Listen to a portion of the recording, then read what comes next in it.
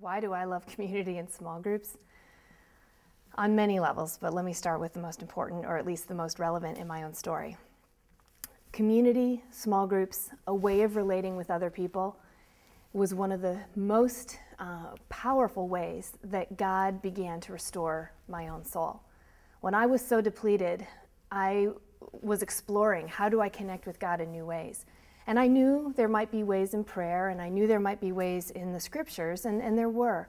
But what totally surprised me and transformed me was learning new ways of being open to God's people. I didn't know how to do that. I was a leader, I knew how to be in charge, I knew how to run things, but I didn't know how to open myself up to others. And it was a long process, and a lot of mistakes were made along the way.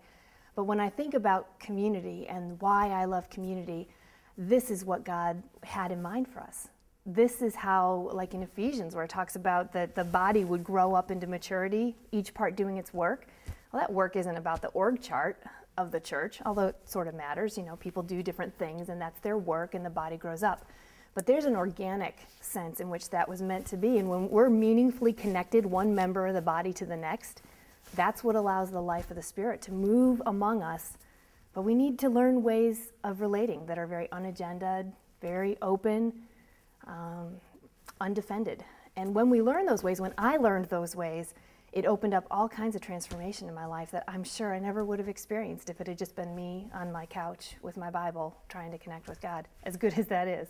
It was all through His people. It was through their eyes, through their hands, through their words, through their silence. Community was a huge part of my growth.